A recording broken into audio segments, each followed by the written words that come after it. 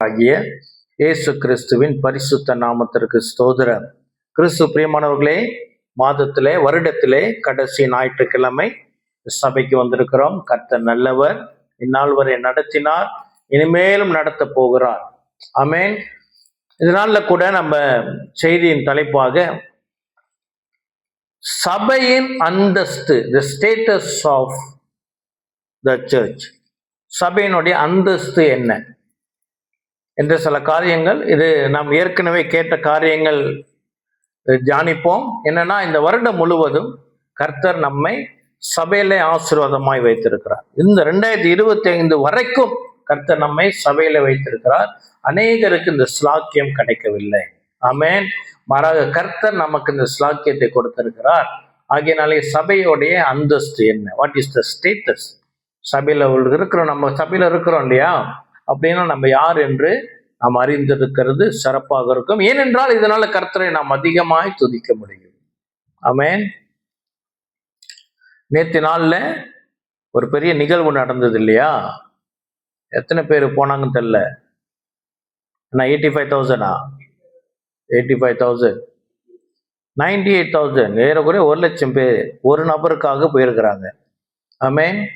ஒரு நபருக்காக 98,000 ஜனங்கள் போகிறாங்க என்றால் அந்த நபருக்கு ஏதோ ஒரு ஸ்டேட்டஸ் இருக்குது, அப்படிதானே?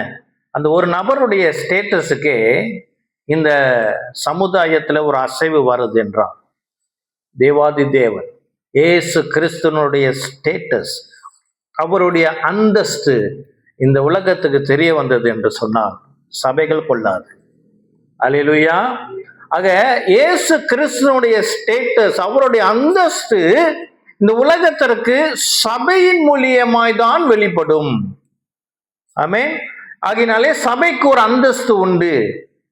அது எப்படி வருகிறது அப்படி என்றால், சபைக்கு கிறிஸ்து தலையா இருக்கிறார். ஆமென். நம்மளுடைய சபைக்கு இப்ப நேற்று உள்ள ஒரு ஒரு ஒரு ஒரு என்ன சொல்றது, ஒரு செலிபிரிட்டி, சரியா, ப்ரோக்ராம் வந்திருந்தாரு. ப்ரோக்ராம் நடந்தது. அவர் தலையை மூடிட்டாரு, துணி போட்டு ஃபுல்லா மூடிட்டு நடத்தினார்னா அந்த ஃபங்க்ஷன் எப்படி இருந்திருக்கும்? எப்படி இருந்திருக்கும் தெரியல. என்ன ஆர்ப்பாட்டம் நடந்திருக்கும்? அது உண்மையிலே யாருன்னே தெரியாது. அந்த நபர், அந்த அந்தஸ்து கூடிய நபர், அவருடைய அந்த அந்தஸ்து அவருடைய முகத்தினாலே வெளிப்பட்டது. அப்படித்தானே? அவர் போட்டிருக்கிற உடையினாலே அல்ல, அவர் போட்டிருக்கிற காலணியால அல்ல, மாறாக அவருடைய முகம் ஜனங்களை இழுத்து வந்தது. ஆமென். அப்படியாக சபைக்கு கிறிஸ்து தலையாக இருக்கிறதுனாலே கிறிஸ்துவனுடைய மகிமை, கிறிஸ்துவனுடைய அந்தஸ்து, த ஸ்டேட்டஸ் ஆஃப் ஜீசஸ் இந்த உலகத்துக்கு சபையின் மூலியமாய் விளங்கப்படும். சபைதான் கடைசி நாட்கள்ல கர்த்தர் நியமித்த ஒரு என்ன, தன்னை கர்த்தர் வெளிப்படுத்த கர்த்தர் நியமித்த ஒரு வெசல், ஒரு பாத்திரம். கிறிஸ்துக்கு முன்பு தேவனை அறிந்து கொள்ள வேண்டும் என்றால் இஸ்ரவேல் தேசத்தை பார்க்க வேண்டும். கர்த்தரோட மகிமையை அங்க வைத்திருந்தார். அவருடைய ஆலயம் அங்க இருந்தது. சாலமோன் இப்படியாக ஜெபம் பண்றாரு, உலகத்திலிருந்து அங்க வந்து ஜெபிக்கிறவங்களுக்கு கர்த்தர் இறங்கும் அப்படிலாம் சொல்றாரு. அப்ப விண்ணையும் மண்ணையும் படைத்த தேவனை அறிந்து கொள்ள வேண்டும் என்றால் அவர்கள் இஸ்ரவேல் தேசத்தை பார்க்க வேண்டும். ஆனால் புதிய ஏற்பாட்டிலே கர்த்தர் தேவாதி தேவனை அறிந்து கொள்ளுகிற அறிந்து கொள்ள வேண்டிய ஜனங்களுக்கு தன்னை வெளிப்படுத்துகிற தேவன் சபையின் மூலியமாய் வெளிப்படுத்துகிறார். சபை என்றால் இங்க வந்து இந்த பில்டிங், இந்த கட்டடத்தை இங்க பார்த்து அல்ல, இந்த சபையில் இருக்கிற நாம் விசுவாசிகள் இங்கிருந்து புறப்பட்டு வெளியே போய் கர்த்தருடைய அன்பை பகிர்ந்து கொள்ளும் போது இயேசு கிறிஸ்துவை பார்க்கிறார்கள். ஆமென். ஆகையினால்தான் நம்ம இங்க வரோம். இங்க வந்து பெற்றுக்கொண்டு அந்த அந்த ஒளி, அந்த பிரகாசத்தை நாம் வெளியே போய் பிரகாசிக்கிறோம். அல்லேலூயா. அது கர்த்தர் நியமித்தது.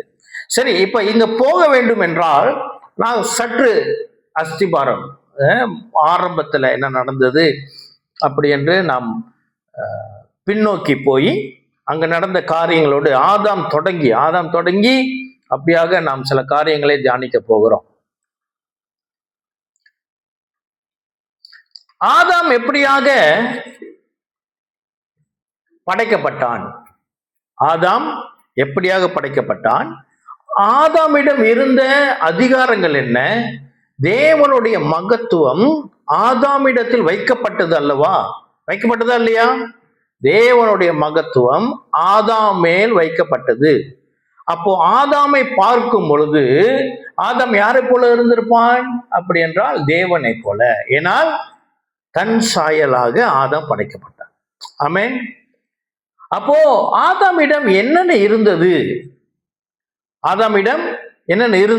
அப்படி என்று அதை விளக்குவது ஒரு சங்கீதத்திலே அதை பற்றி தெளிவாய் எழுதப்பட்டிருக்கிறது.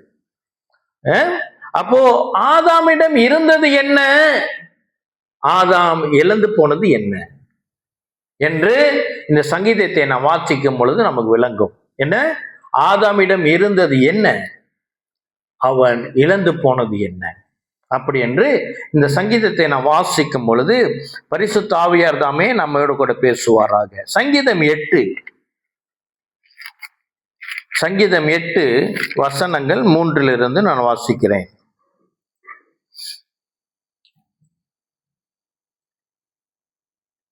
உமது விரல்களின் கிரியையாகிய உம்முடைய வானங்களையும் நீ ஸ்தாபித்த சந்திரனையும் நட்சத்திரங்களையும் நான் பார்க்கும் பொழுது.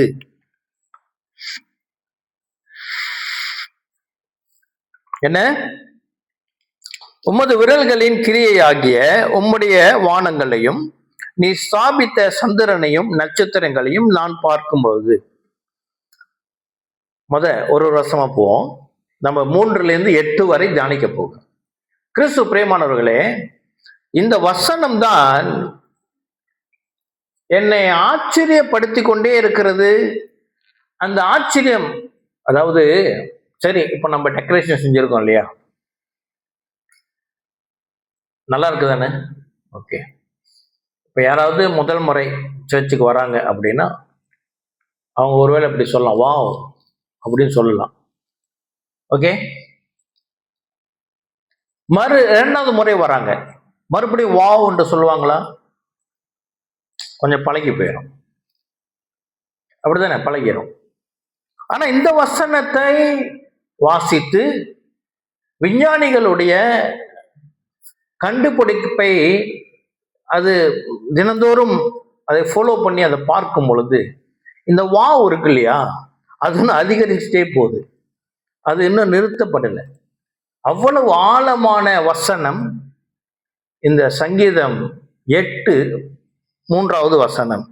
உமது விரல்களின் கிரியையாகிய உம்முடைய வானங்களையும் நீ ஸ்தாபித்த சந்திரனையும் நட்சத்திரங்களையும் நான் பார்க்கும் பொழுது. கர்த்தர் ஸ்தாபித்த நட்சத்திரம் எவ்வளவு பெருசு தெரியுமா? நான் முன்னாடி சொன்னது போல நம்ம ஏற்கனவே பேசியிருக்கிறோம். மறுபடியும் இதை பேசணும், இன்னும் பேசிக்கொண்டே இருக்கணும். அவ்வளவு மகத்துவம் நிறைந்தது யூனிவர்ஸ். கூகுள் சர்ச் என்ன சொல்லுது அப்படின்னா, நம்ம ஒரு கேலக்சியில இருக்கிறோம் தானே,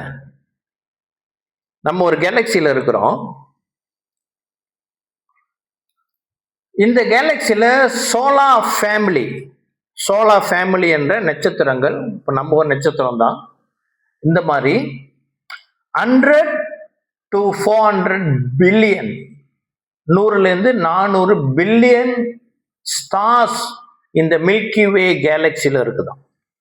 100-400 பில்லியன். அது எப்படி தமிழ்ல சொல்றது? பில்லியன். அந்த 100-400 பில்லியன் நட்சத்திரங்கள், அதாவது நம்மள மாதிரி சோலார் ஃபேமிலி கலந்த நட்சத்திரங்கள், அதுல பிளானட்ஸ் மட்டும் தனித்தனி கிரகம் என்று எடுத்தும் என்று சொன்னால் அது 3 ட்ரில்லியனுக்கு மேற்பட்டதா இருக்கிறது. 3 ட்ரில்லியன் பிளானட்ஸ். இப்போ நம்ம பூமி, அப்புறம் சேட்டன் இருக்குது, அப்புறம் என்னென்ன பிளானட் இருக்குது? மார்ஸ் இருக்குது, புளூட்டோ இருக்குது, நெப்டியூன் இருக்குது, மெர்க்குரி இருக்குது, இந்த மாதிரி பிளானட் இருக்குல்ல, தனித்தனி பிளானட்டு 3 ட்ரில்லியனுக்கு மேற்பட்டதா இருக்கு. வாவ்! எத்தனை பேர் சொல்லுவீங்க வாவ்? இவை அனைத்தும் ஆண்டவர் படைச்சது. ஆமென், ஆமென், ஹல்லேலூயா. இந்த இந்த இந்த ஸ்டடிக்குள்ளாக நம்ம ஆழமாக போக போக 2 காரியம் நடக்க வாய்ப்பு உண்டு. ஒன்று என்ன தெரியுங்களா? ஏன்னா நமக்கு பொதுவாய் நமக்கு இயேசு கிறிஸ்து என்பவர் ஒரு சின்ன நபர். என்ன நபர்னா, காணாம போன பொருள், பேன் காணாம போச்சுன்னா கண்டுபிடிக்கிறதுக்கு அவரை நோக்கி போவோம். இன்னைக்கு எனக்கு சாப்பாடு இல்லைன்னா அவர் நோக்கி கூப்பிடுவோம். எங்கேயாச்சும் கை கால் வலி எடுத்துருச்சுன்னா அவளை கூப்பிடுவோம். அவ்வளவுதான். ஒரு லிமிட், சின்னவராக தான் நம்ம வைத்திருப்போம். எல்லாரையும் இல்லை, சில நேரங்களில் இயேசு கிறிஸ்து சிறியவர். ஆனால் இந்த படைப்புகளை பார்க்கும் பொழுது உண்டானது ஒன்றும் அவராலே அன்றி உண்டாகவில்லையாம். ஹல்லேலூயா. அவர் படைத்தவர். நாளுக்கு நாள் இவங்களை கண்டுபிடிப்பு அதிகரித்தே போகுது. நான் ஏற்கனவே இதை ப்ரீச் பண்ணியிருக்கிறதானே, அப்போல்லோ எண்ணிக்கை குறைவு, இன்னைக்கு பார்க்குற எண்ணிக்கை பெருகிருச்சு. டே பை டே அந்த கண்டுபிடிப்பு இன்னும் அதிகமாயிட்டு இருக்குது. இது I'm talking about just one Galaxy. இந்த யூனிவர்ஸ்ல எத்தனை கேலக்சி இருக்கு தெரியுமா? முதல்ல சொன்னாங்க பில்லியன்ஸ் ஆஃப் கேலக்சின்னு, அப்புறம் சொன்னாங்க 2 ட்ரில்லியன் கேலக்சி இருக்குன்னு. இப்ப என்ன சொல்றாங்கன்னா 6 to 20 ட்ரில்லியன் கேலக்சிஸ் இருக்குதான். இதை ஜேம்ஸ் வெப் ஸ்பேஸ் டெலிஸ்கோப் என்று சொல்லப்படுகிற டெலிஸ்கோப்ல இதுவரைக்கும் கண்டுபிடிச்சது மட்டுமே 20 ட்ரில்லியன் கேலக்சிஸ் இந்த யூனிவர்ஸ்ல இருக்க முடியுமா? வாவ்! அல்லேலூயா. கர்த்தர் பெரியவர். நம்ம இயேசுவை சின்னதோட அப்பாக்களை போட்டு அடைச்சி வைக்க கூடாது. அவர் பெரியவர். ஆமென். சகலத்தையும் ஆளுகை செய்கிறவர். ஆமென். இதுதான் இந்த 3வது வசனம். இது இந்த அஸ்திபாரத்தோடு கூட என்ன மறுபடியும் சொல்லுகிறேன். அதாவது இந்த இந்த கேலக்சி இருக்குல்லையா, நம்ம இருக்கிற கேலக்சி, நம்மளோட சோலார் சிஸ்டம் சொல்ல மில்கி வே கேலக்சி. மில்கி வே கேலக்சி எவ்வளவு பெருசு அப்படி என்றால், ஒரு யூடியூபர் இதை நல்ல விளக்குகிறவர், நல்ல அறிவு சார்ந்தவர், அவர் கொடுக்கிற விளக்கம் என்னவென்றால், முழு இந்தியா எவ்வளவு பெருசு, மலேசியாவோட இந்தியா எவ்வளவு பெருசுன்னா ஒரு 10 மடங்கு பெருசு இருக்குமா? 60. மலேசியாவோட இந்தியா 60 மடங்கு பெருசு. சரியா? அவர் சொல்லுகிறார், நம்மளுடைய கேலக்சி மில்கி வே கேலக்சி முழு இந்தியாவில் இதேனும் ஒரு இடத்துல நம்முடைய 20 காசு காயின் இருக்குது இல்லையா, அதை போட்டுட்டோம்னா அதுதான் நம்முடைய கேலக்சியோட சைஸா. India universe. யூனிவர்ஸ்ல இந்தியா தான் யூனிவர்ஸ் அளவுனா, நம்முடைய கேலக்சி இந்தியாவில் ஏதாச்சும் ஒரு இடத்துல போய் 20 காசு காயின் போடுறோம்ல, அதுதான். அப்ப யூனிவர்ஸ் எவ்வளவு பெருசு. இங்க ஒரு 20 காசு போட்டாலும் கண்டுபிடிக்க முடியாது. ஆமென். கர்த்தர் பெரியவர். என்ன இந்த கேலக்சியில என்ன இருக்குதாம்? 100 to 400 பில்லியன்ஸ் சோலார் ஃபேமிலிஸ், அதாவது ஸ்டார்ஸ் இருக்குதாம். 3 ட்ரில்லியன் பிளானட்ஸ் இருக்குதாம் ஒரு கேலக்சி. இந்த மாதிரி கேலக்சி எவ்வளவு இருக்குதாம்? ஏறக்குறைய 20 ட்ரில்லியன் கேலக்சி இந்த யூனிவர்ஸ்ல இருக்குதாம். இததான் இந்த வசனம் சொல்லுது. இப்ப படிப்போம். உமது விரல்களின் கிரியாகிய உம்முடைய வானங்களையும் நீ ஸ்தாபித்த சந்திரனையும் நட்சத்திரங்களையும் நான் பார்க்கும் போது. அல்லேலூயா. தாவீது காலத்துல டெலிஸ்கோப் இல்ல, டெக்னாலஜி இல்ல, எழுது. இன்னைக்கு தாவீது ஒருவேளை ஒரு சங்கீதம் எழுதுறாருன்னா அது இன்னொரு பைபிளா போடணும். இந்த இதை வச்சு மட்டும் இதை பார்க்கும் பொழுது, இப்ப கேட்கிறோம், யூடியூப்ல போனா பார்க்க முடியும். இதை பார்க்கும் பொழுது 4வது வசனம் சொல்லுகிறது, மனுஷனை நீ நினைக்கிறதற்கும் மனுஷகுமாரனை விசாரிக்கிறதற்கும் அவன் எம்மாத்திரம். அல்லேலூயா. கிறிஸ்து பிரியமானவர்களே, இந்த யூனிவர்ஸோட ஒப்பிட்டோம்னா நம்ம ஒண்ணுமே இல்லை, நத்திங். நம்ம நினைச்சுக்கிட்டு இருக்கிறோம் we are somebody அப்படின்னு. we are nobody. ஆமென். என்ன சொல்லுகிறது வசனம்? மனுஷனை நீ நினைக்கிறதற்கும் மனுஷகுமாரனை நீ விசாரிக்கிறதற்கும் அவன் எம்மாத்திரன். அல்லேலூயா. கர்த்தர் அவ்வளவு நல்லவர். ஏன் தெரியுங்களா? ஏன் இந்த ஸ்லாக்கியம் மனுஷனை கடத்திச்சு அப்படி என்றால், அடுத்த வசனத்தில் இருக்கிற ஒரு புதிய தகவலை நான் உங்களுக்கு கொடுக்க போகிறேன். அடுத்த வசனம் என்ன சொல்லுகிறது? நீர் அவனை தேவ தூதரிலும் சற்று சிறியவனை ஆக்கினேர், மகிமையினாலும் கனத்தினாலும் அவனை முடிசூட்டினேர்.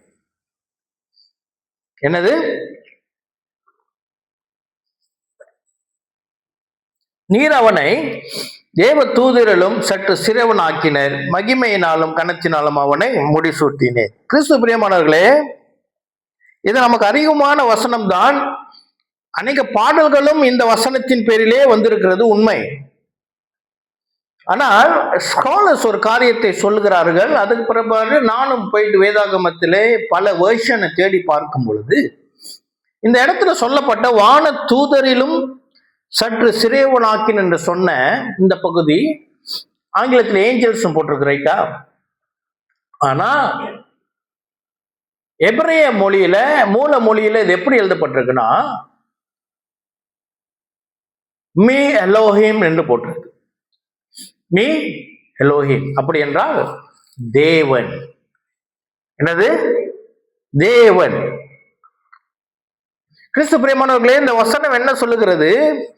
தேவன் மனிதனை அவரை விட சற்று குறைவாதான் படிச்சிருக்கார், வான தூதனை அல்ல. ஏதோ ஒரு சில மிஸ்டேக்ல நிறைய டிரான்ஸ்லேஷன் இப்படிதான் எழுதப்பட்டிருக்கு. கிங் ஜேம்ஸ் அப்படிதான் இருக்குது, NIV அப்படிதான் இருக்குது. ஆனா புது CEV அப்புறம் CSB டிரான்ஸ்லேஷன் என்ன சொல்லுது? பை அவரை விட, பை அவர் காட்டை விட சிறியதா படிச்சிருக்கு. தமிழ்ல புதிய டிரான்ஸ்லேஷன் தமிழ்ல என்ன எழுதப்பட்டிருக்கு தெரியுமா? அவர் கடவுளை விட சற்று சிறியவராய் படைத்திருக்கிறார். ஆமென். அப்போ பரலோகத்துல ரெக்கார்ட் படி பார்க்க போனோம்னா, பரலோக திருத்துவ தேவன் அவரை விட அடுத்த ரேங்க்ல இருக்கிறது நானும் நீங்கள். அல்லேலூயா. ஆமென். நினைச்சது சொன்ன குதிப்பீங்க அப்படின்னு, அல்லேலூயா சொல்லி கழுக்குருவீங்கன்னு. பரவாயில்ல, எல்லாம் அந்த கிறிஸ்துமஸ் மயக்கத்தில் அப்படியே, பிரியாணி மயக்கத்தில் அப்படியே இழுக்குது. Right right right, no problem. ஆனால் மறுபடியும் சொல்கிறேன், பரலோக ரேங்கிங்கில் திருத்துவ தேவனுக்கு அப்புறம் அவரை விட சற்று குறைவாய் படைக்கப்பட்டது அந்த ரேங்கிங்கில் இருக்கிறது நானும் நீங்களும். அல்லேலூயா. ஆமென். கர்த்தர் நல்லவர். ஆமென்.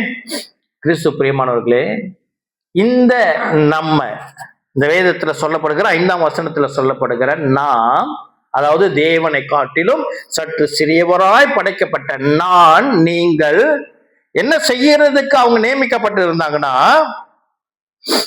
6ஆம் வசனம், உம்முடைய கரத்தின் கிரியைகள் மேல் நீ அவனுக்கு ஆளுகை தந்து சகலத்தையும் அவருடைய பாதங்களுக்கு கீழ்ப்படுத்தினேர்.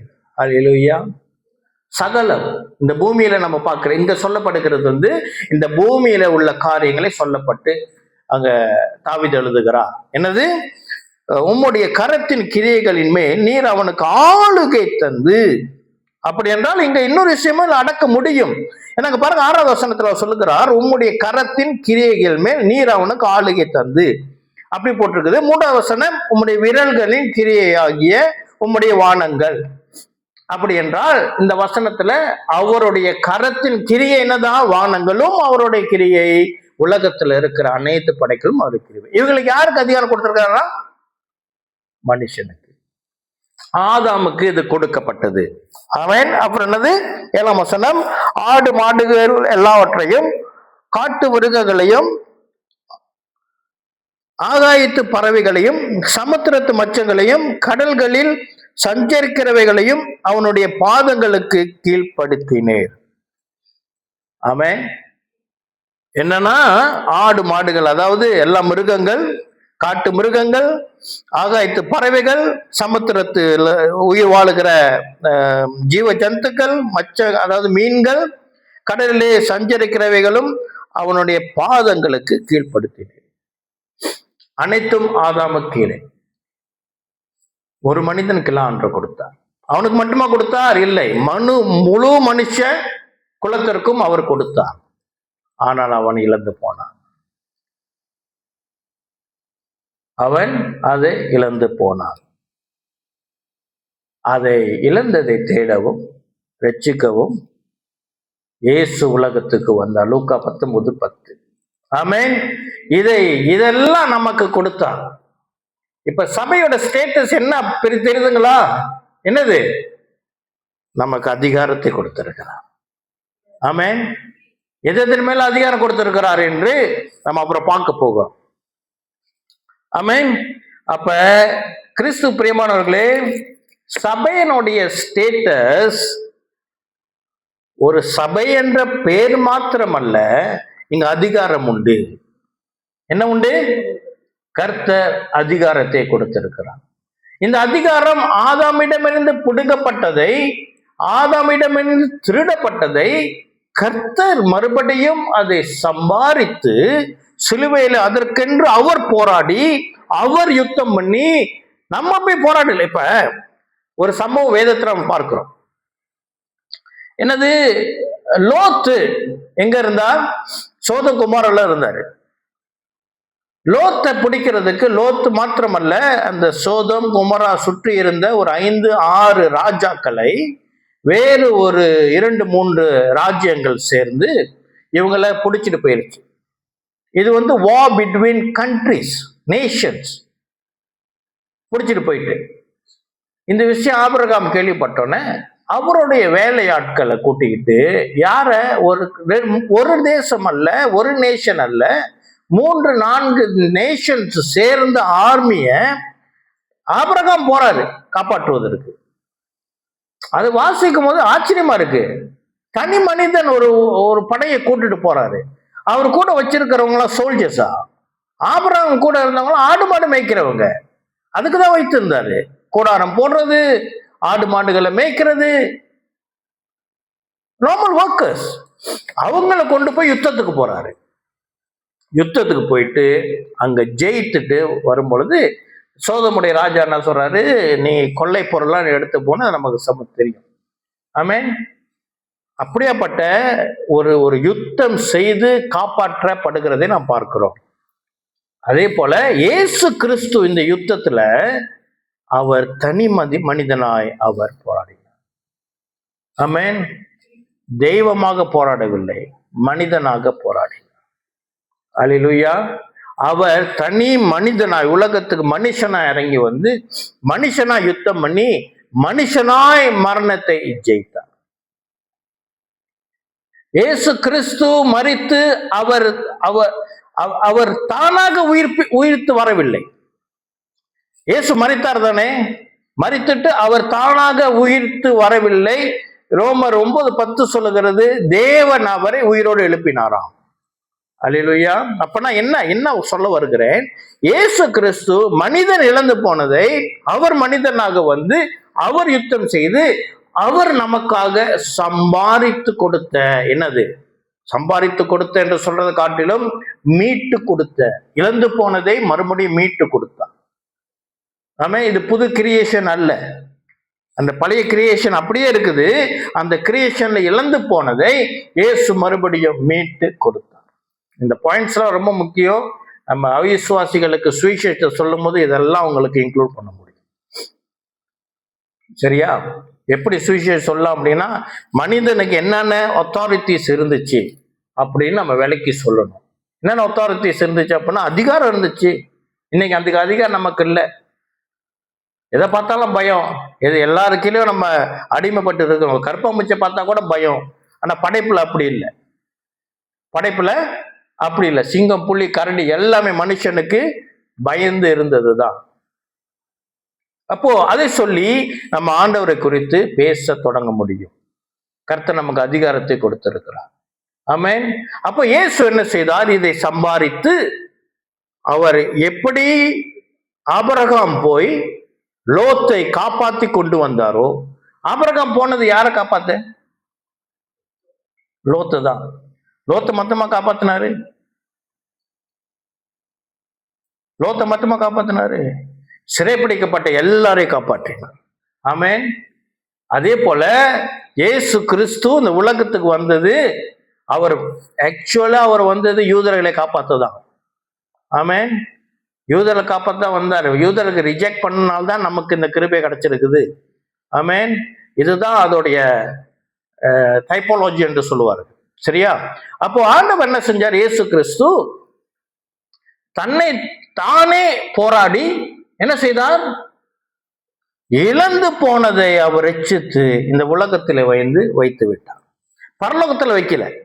நீங்க பரலோகத்துக்கு வந்து நீங்க சுதந்திரத்துக் கொள்ளுங்க சொல்லல. அதிகாரத்தை எங்க வச்சிருக்கிறாரு? பூமியில தான் வச்சிருக்கிறார். அப்ப இந்த அதிகாரம் நமக்கு இருக்குதா? இதெல்லாம் நமக்கு இருக்குதா அப்படின்னு நம்ம சில நேரத்துல அறியாம இருக்கிறோம்.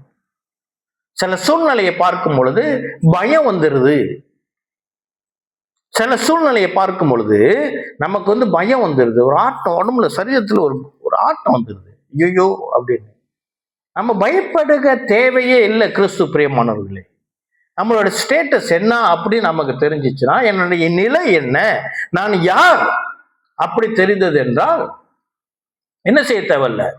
எந்த சூழ்நிலையை பார்த்து கலங்க தேவையில்லை. ஆமென்.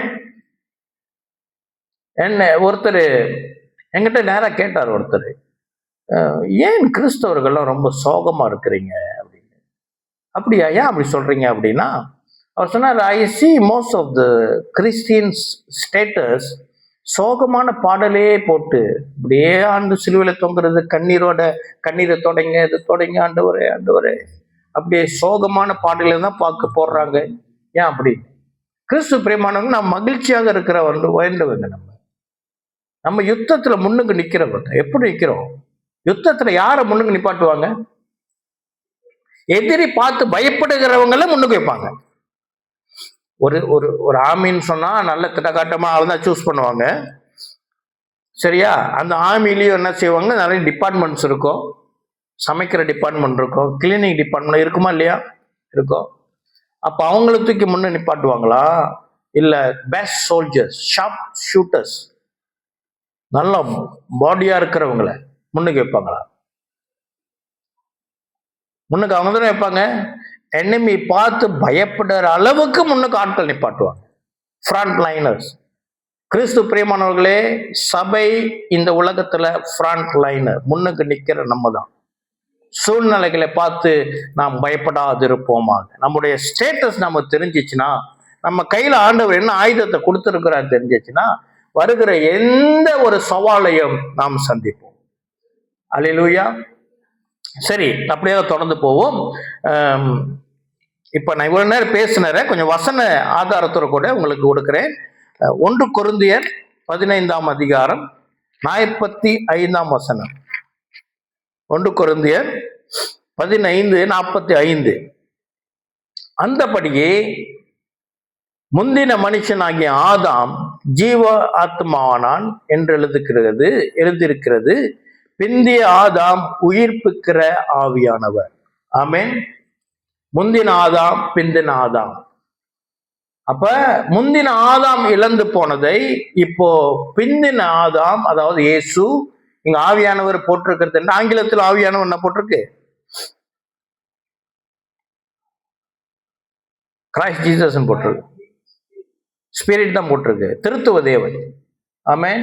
பிந்தின ஆதாம்னு இயேசு, அவர் தான் திருத்துவ தேவனாக ஆவியானவரோடு இருக்கிறார். அப்போ முந்தின ஆதாம் இழந்து போனதை பிந்தின ஆதாம் என்ன செய்யறாரா? உயிர்ப்பித்து கொடுக்கிறாராம். இழந்து போனதை மறுபடியும் அவர் உயிர்ப்பித்து கொடுக்கிறவராக இருக்கிறார். ஆதாம் கிறிஸ்து, அதுல போட்டிருக்க கிரைஸ்ட்னு. ஓகே, கீழே அந்த ஆமென் ஆமென் அல்லேலூயா. அப்ப இயேசு என்ன செய்தார்? உயிர்ப்பிக்கிறார். இழந்து போனதை மறுபடியும் அவர் மீட்டு கொடுத்தார். ஆமென். கிறிஸ்து பிரியமானவர்களே, இப்ப ஆதாம் இழந்து போனதை இயேசு மறுபடியும் அவர் பெற்றுக்கொண்டார்.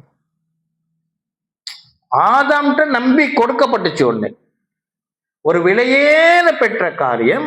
இப்ப நான் உங்கள்கிட்ட கொடுக்குறேன் ஒண்ணு, ஏதோ ஒண்ணு, டைமண்டா இருக்கட்டும், ஏதோ ஒண்ணு விலையேற பெற்ற காரியத்தை எடுத்து நீங்க வச்சுங்க, இது உங்களுக்கு அப்படின்னு கொடுக்குறேன். கொடுத்து கொஞ்ச நேரத்துல காண போயிடுச்சு. கொடுத்து கொஞ்ச நேரத்துல ஒளிவியா உங்கள்கிட்ட ஒரு பொருள் கொடுத்தா எவ்வளவு நேரம் நீங்க பத்திரமா வச்சிருப்பீங்க? கேட்போம், நீங்க சொல்லுங்க சிஸ்டர், எவ்வளவு நேரம் பத்திரமா வச்சிருப்பாங்க? நம்ம வீட்டில் ஒருத்தர் இருக்கிறாரு, ஒரு பொருள் கொடுத்தோம்னா கொஞ்ச நேரம் கூப்பிட்டு கேட்டோம்னா அவர் மறந்துடுவார், எங்க வச்சேன்னு மறந்துடுவார். எல்லா வீட்லயும் அந்த அனுபவம் இருக்கா? பெருமையா சொல்லிக்கிறாங்க. ஆமா இல்லையா? ஆதாம் அப்படித்தான் கொடுத்தார் ஆண்டவர். இந்த பைப்பை தொலைச்சிட்டான். இப்ப என்ன செய்யறார் ஆண்டவர்? இன்னொருத்தவனுக்கு நீ தேடி கண்டுபிடின்னு சொல்லல, அவரே இறங்கி வந்து அவரே அதை தேடி கண்டுபிடிச்சி அது யுத்தத்துக்கு போய் மரணத்தோட யுத்தம் பண்ணி ஜெயித்து அது அவர் வச்சு இருக்கிறாரு. அவர் மறுபடியும் யார்கிட்டையும் கொடுக்கல, இன்னும் அவர்கிட்ட தான் இருக்கு. இன்னும் அவர்கிட்ட தான் இருக்கு. அவர் மூலியமாய் தான் நம்ம அதை உடையவர்களாய் மாறுகிறோம். என்னத்தை அவர் ஜெயித்து கொண்டு வந்தார் அப்படி என்றால் மத்திய 28:18 மத்திய 28:18.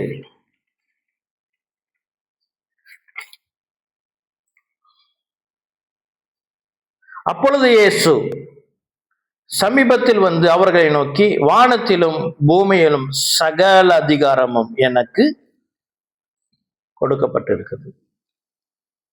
என்னது? இப்பதானா? உயிர்த்தெழுந்த பிறகு சொல்லுகிறார். இது முன்னுக்கு இந்த அதிகாரம் எங்க இருந்துச்சு? எங்க இருந்தது? காணாமல் போயிட்டு. இந்த அதிகாரம் முதல்ல யார்கிட்ட கொடுக்கப்பட்டது? ஆதாம்கிட்ட கொடுக்கப்பட்டது, காணா போயிட்டு. இப்ப இவரே இறங்கி இவர்தான் கொடுத்தாரு. ஆதாம் தொலைச்சிட்டான். இப்ப இனி அவர் நம்பல. இப்ப என்னது? அவர் வச்சிருக்கிறார். என்னது? அவர் வைத்திருக்கிறார். சரி, இப்ப நான் ஒண்ணு சொல்றேன். இந்த அதிகாரம் அவர்கிட்ட இருக்குது. ஓகே, இப்ப ஸ்கில் ஒர்க்கர்ஸ் இருக்கிறோம். ஸ்கில் ஒர்க் எல்லாருக்கும் ஒவ்வொரு திறமை இருக்கு. எல்லாருக்கும் ஒவ்வொரு திறமை இருக்குது. நீங்க மியூசிக் விளையாடுறீங்க இல்லையா? ஓகே, அப்போ இந்த மியூசிக் நான் கேட்குறேன், கீபோர்டு வாசிக்கிறீங்க, நீங்க ட்ரம் வாசிக்கிறீங்க, சரியா? இந்த மியூசிக் உங்க விரல்ல இருக்குதா அல்லது உங்களுடைய தலையில இருக்குதா?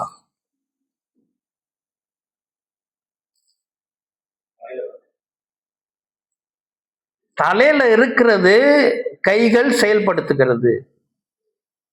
ஆமென். கிறிஸ்து சபையின் தலை. அதிகாரம் தலையில் இருக்குது, செயல்பாடு அல்லேலூயா. இதுதான் தியரி. ஆமென். அப்ப இன்னும் அதனுடைய அதிகாரத்துடைய உரிமையாளர் யாரு? கிறிஸ்து தான். அப்படி என்றால் இந்த அதிகாரத்தை செயல்படுத்துகிறவர்கள் சபை இல்லாம தனித்திருக்க முடியுமா? கிறிஸ்து கிறிஸ்தவர்களின் தலை அல்ல, சபையின் தலை. கிறிஸ்தவர்கள் அநேகர் இருக்கிறார்கள். கிறிஸ்துவ விசுவாசிக்கிறேன், ஞானஸ்தானம் எடுத்து தனித்து வாழுகிறவர்களும் உண்டு. சமீபத்தில் என்கிட்ட ஒருத்தர் சொன்னாரு, நேராவே சொன்னாரு, இல்ல பிரதர், நீங்க ஒரு சபையில இருக்கணும், சபையை தான் ஆண்டு நியமிச்சிருக்கிற, அங்கதான் உங்களுக்கு உபதேசம் இருக்குது, அங்கதான் நீங்க மேய்க்கப்படுறீங்க அப்படின்னு. இல்ல, நான் என்னையே மேய்த்துக் கொள்கிறேன், எனக்கு என்னை நானே வழி நடத்தி கொள்கிறேன், எனக்கு நானே உபதேசத்தை சொல்லுகிறேன், எனக்கு சபை தேவையில்லைன்னாரு. அப்போ என்னது? அப்படி என்றால் தேச கிறிஸ்து இருக்கிற அதிகாரம் சபை இல்லாத விசுவாசிக்கிட்ட செயல்படுமா? ஆமென். அப்போ சபை என்பது மேன்மையானது. அல்லேலூயா. கிறிஸ்துவிடம் மத்திய 28:18 சொல்லுகிற பரலோகத்திலும் பூலோகத்திலும் இருக்கிற சகல அதிகாரமும் செயல்படுகிறது சபையின் மூலியமாய். அல்லேலூயா. அப்ப சபையோட ஸ்டேட்டஸ் எப்படியாப்பட்ட ஸ்டேட்டஸ்? உயர்ந்த ஸ்தானம், உயர்ந்த அந்தஸ்து. அல்லேலூயா. இப்ப நம்ம என்ன செய்ய போகிறோம்? இன்னும் கொஞ்சம் சில காரியங்கள் நான் பார்த்துட்டு சபையை குறித்து புதிய ஏற்பாட்டிலே இருக்கிற 27 புத்தகத்திலும் சபையை குறித்து என்ன எழுதியிருக்கிறது என்று தியானிக்க எனக்கு ஆசை. ஆனா 27 புத்தகத்தையும் தியானிக்க முடியுமா என்று தெரியவில்லை. முடிந்த அளவுக்கு அப்போஸ்தலர் நடபடி வரைக்கும் நம்ம போகலாம் என்று நினைக்கிறேன். அங்க போயிட்டு சபையை குறித்து என்ன எழுதப்பட்டிருக்கு, என்ன சொல்றீங்க? நம்ம தெரிஞ்சிருக்க வேண்டியது நல்ல ஒரு ஆசீர்வாதமா இல்லையா? ஆமென். நான் மறுபடியும் சொல்லுகிறேன், இது நமக்கு புதிதான செய்தி அல்ல. ஆமென். நம்ம என்ன செய்யறோம்? கர்த்தர் இந்நாள் வரை நடத்தினார், சபையில வைத்து நடத்தி வந்து கொண்டிருக்கிறார். கர்த்தர் நல்லவர். புதிய ஆண்டுக்குள்ளாக பிரவேசிக்க போற நமக்கு நம்ம யார் என்று தெரிந்தா நம்ம இன்னும் கர்த்தருக்கு என்று பிரகாசிக்க முடியும். சபை நிரம்பும். அல்லேலூயா. கர்த்தர் நமக்கு அதிகாரத்தை கொடுத்திருக்கிறார். அதிகாரத்தை கொடுத்து நம் ஆத்தும அறுவடை செய்ய வேண்டும். ஜனங்களை மன திரும்புவதற்குள்ளாக நடத்த முடிய வேண்டும். ஆமென். முடியும், இது முடியும். சரியா? இப்போ சபை என்றால் என்ன? ஆங்கிலத்திலே சபை என்ற வார்த்தை சர்ச் என்று இருந்தாலும் அதுக்கு ஆங்கிலத்தில் இருக்கிற இன்னொரு பெயர் என்னவென்றால் எக்லேசியா. எக்லேசியா என்ற புத்தகமும் பழைய ஏற்பாட்டிலே உண்டு. தமிழிலே பிரசங்கி புத்தகம், ஆங்கிலத்திலே எக்லேசியேட்ஸ் போட்டிருக்கோம். அப்போ அந்த எக்லேசியா என்ற வார்த்தை சபை. இது ஆரம்பத்துல எக்லேசியான்றது ஆக்சுவலி லத்தீன் வார்த்தை. இது கிரேக்க வார்த்தையிலிருந்து எடுக்கப்பட்டது. அங்கேயும் எக்லேசியா தான், பட் ஸ்பெல்லிங் வேறப்படும். அது முதலாவது ஆரம்ப நாட்கள்ல அது எதுக்கு பயன்படுத்தினார்கள் என்றால், அரசியல் கூட்டம் இருக்கு இல்லையா, அரசியல் கூட்டம், ஜனங்கள் கூடி வர இடத்துக்கு அந்த சொல்லை பயன்படுத்தினார்கள். காலப்போக்கிலே, புதிய ஏற்பாட்டு காலப்போக்கிலே இந்த வார்த்தை என்ன ஆயிட்டு, கிறிஸ்தவர்களுக்கு அதை அவர்கள் பயன்படுத்த ஆரம்பித்தார்கள். அப்படி என்றால் நமக்கு என்ன விளங்குறது? அப்படி என்றால், அரசியல் என்று சொல்லும் பொழுது அந்த நாட்கள்ல ஒரு ராஜ்யம் இருக்கும். ராஜ்யத்துக்கு கீழே சேனாதிபதிகள் இருப்பார்கள், மந்திரிமார்கள் இருப்பார்கள். அவங்க ஒற்றுமையா இருப்பாங்க. அரசாங்கம் என்ன எப்படி இருக்கும்? ஒற்றுமையா தான் இருக்கும். அந்த ஒற்றுமையாக இருக்கிற இந்த ஒரு சமூகம் இப்ப புதுமையாக பார்க்கிறாங்க, இங்க ஒரு சமூகம் இருக்கிறது, இவர்கள் ஒற்றுமையாக இருக்கிறார்கள், வேற எங்கேயுமே ஒற்றுமை இல்லை, இங்க அவர்கள்ட்ட ஒரு மனப்பாடு இருக்குது, ஒற்றுமை இருக்கிறது என்று சொல்லி இந்த வார்த்தை என்ன ஆயிட்டு கிறிஸ்தவ சமுதாயத்திற்கு கொடுக்கப்பட்டிருக்கிறது. கிறிஸ்தவர்கள் கூடி வருகிற இடம் என்னது? சபை. அல்லேலூயா. கர்த்தர் நல்லவர். ஆக இந்த வார்த்தையை கர்த்தர் நமக்கு ஆசீர்வாதமாய் கொடுத்திருக்கிறார். இந்த சபையை கர்த்தர் நமக்கு ஆசீர்வாதமாக கொடுத்திருக்கிறார். அப்படி என்றால் நான் முதல் சொன்னேன் இல்லையா, ஒரு நேரம் பேசின காரியத்தை நான் சபை வசனங்களோடு ஒப்பிட்டு சொல்லுகிறேன்.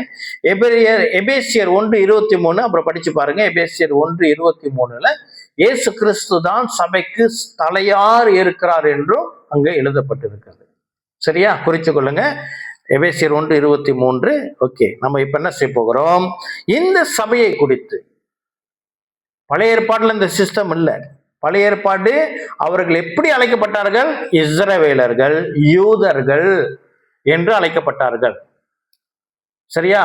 அதிலும் இப்ப இந்த யூதர் கூட்டத்துல ஒரு சில பிரிவுகள் உண்டு. ஜயோனிஸ் என்று சொல்லுவார்கள். அவர்கள் கொஞ்சம் யூத மார்க்கத்துல வைராக்கியம் உள்ளவர்கள். ஜயோனிஸ் அந்த மாதிரி இயக்கம் உண்டு. இன்னும் ஒரு சில இயக்கம் உண்டு. அந்த நாட்கள்ல பரிசேய இயக்கம் இருந்தது, சதுசேயர் இயக்கம் இருந்தது. ஆனால் சபை என்ற வார்த்தை அங்கு பயன்படுத்தப்படவில்லை. இந்த சபை அந்த சபை என்று சொல்லப்படவில்லை. புதிய ஏற்பாட்டுல கிறிஸ்தவர்கள் கூடி வருகும் பொழுது இந்த சமுதாயத்திற்கு சபை என்ற பெயர் வழங்கப்பட்டது. ஆமென். ஆக இந்த சபையை குறித்து என்ன புதிய ஏற்பாட்டிலே பார்க்க முடியும். கிறிஸ்து பிரியமானவர்களே, சபை பிறந்தது அப்போஸ்தலர் நடபடிகள். இயேசுவின் நாட்கள்ல சபை இருந்ததா? இன்னும் இல்லை. ஆனாலும் மத்தேயு 16 18 19 வசனத்தை நாம் வாசிக்கும் பொழுது இங்கு சபையை பற்றி எழுதப்பட்டிருக்கிறதை நாம் பார்க்க முடியும். மத்தேயு 16 18 19 நான் வாசிக்கிறேன். மேலும் நான் உனக்கு சொல்லுகிறேன், நீ பேதுருவாய் இருக்கிறாய், இந்த கல்லின் மேல் என் சபையை கட்டுவேன், பாதாளத்தின் வாசல்கள் அதை மேற்கொள்வதில்லை. பரலோக ராஜ்யத்தின் திறவுகோலை நான் உனக்கு தருவேன். பூலோகத்திலே நீ கட்டுகிறது எதுவோ அது பரலோகத்திலும் கட்டப்பட்டிருக்கும், பூலோகத்திலே நீ கட்டவிழ்ப்பது எதுவோ அது பரலோகத்திலும் கட்டவிழ்க்கப்பட்டிருக்கும்.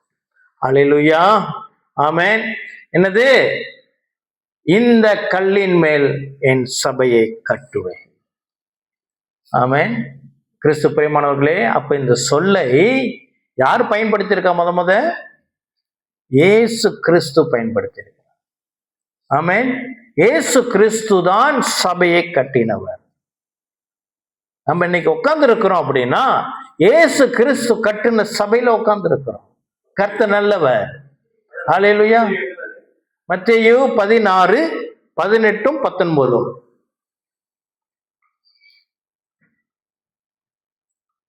சரியா?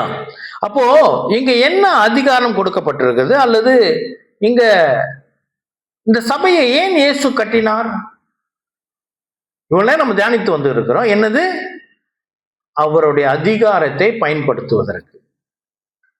ஆமென். மத்திய 28:18 என்னது? பரலோகத்திலும் பூலோகத்திலும் சகல அதிகாரமும் அவர்கிட்ட இருக்குதான். அந்த அதிகாரத்தை செயல்படுத்துகிறது எப்படி? அவர் தலையா இருக்கிறாரு. அவர் இறங்கி வந்து இனி அவர் பூமியில 2000 வருஷத்துக்கு முன்னுக்கு வந்த மாதிரி அவர் போய் தெரு தெருவா போய் ஊழியம் செஞ்சு தெரு தெருவா போய் சுகத்தை கொடுத்து மலை பிரசங்கம் கொடுக்கணும்னு தேவையில்லை. அவருடைய சரீரம் இப்ப அந்த வேலையை செய்ய போகிறது. ஆமென். அப்படித்தானே? ஏன்னா பிரெயின்ல இருக்குது. உங்களோட மியூசிக் எல்லா திறமையும் பிரெயின்ல இருக்குது. செயல்படுத்துவதோ சரீரத்தில் இருக்கிற அங்கங்கள். ஆமென். இப்ப நான் கார்பென்ட்ரி வேலை செய்யறேன்னா அதோட ஐடியா எல்லாம் எங்க இருக்குது? தலையில இருக்குது. ஆனா அந்த அங்கம் தான் என்ன செய்யுது? அதை வெட்டுறது, இங்க ஒட்டுறது, இதுக்கு ஸ்க்ரூ பண்றது, ஆணி அடிக்கிறது எல்லாம் சரீரம் தான் செய்யுது. சரீரத்துல அந்த ஐடியா இருக்குதா? இல்ல. நம்ம வேலை செய்கிறவர்கள் தான். ஆமென். இப்ப நோயாளி மேல கைகளை வச்சு சுகம் கொடுக்கிறோம்னா அது நம்ம கிட்ட சுகம் வருதா? தலையிடமிருந்து வருகிறது. அல்லேலூயா. அவர்தான் கிறிஸ்து. ஆக சபை இல்லாம இருக்கிறவர்கள் முண்டமாய் அலைகிறதுக்கு சமம். என்னது? முண்டமாய் அலைகிறதுக்கு சமம். முண்டம்னா தெரியும் தானே? தெரியாது. ரொம்ப பிள்ளைங்களுக்கு தெரிய மாட்டேங்குது. அப்பனா பெற்றோர்கள் நல்லவர்கள். இங்க இருக்க நம்ம பெற்றோர்கள் எல்லாம் கை கொடுப்போம், கை தட்டுவோம். இருங்க, நான் கேட்கிறேன், எத்தனை பேருக்கு முண்டோன்னு அர்த்தம் தெரியாது? உங்களுக்கு தெரியும், உங்களுக்கு தெரியாது. ஏன்னா அந்த நாட்கள்ல பிள்ளைங்களை முண்டோன்னு சொல்லிதான் திட்டுவாங்க. எத்தனை பேர் திட்டு வாங்கி இருக்கிறீங்க முண்டோன்னு?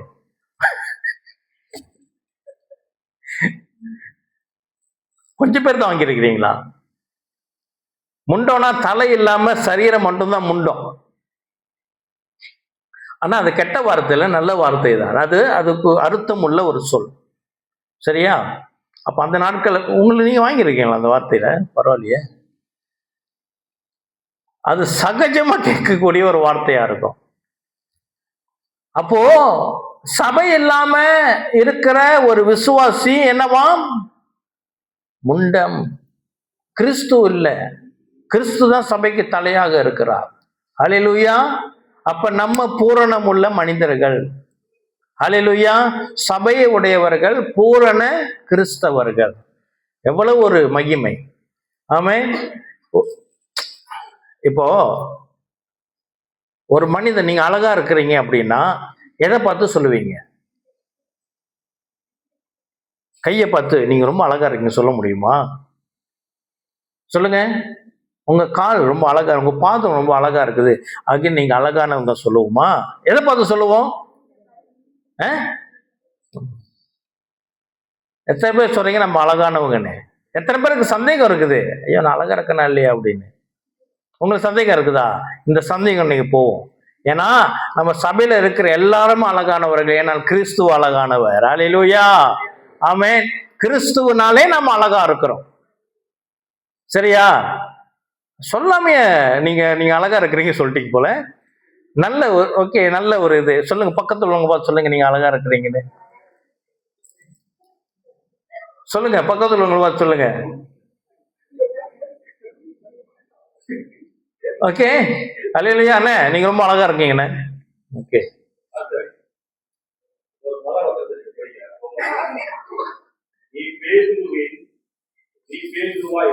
ஆமா. ம்,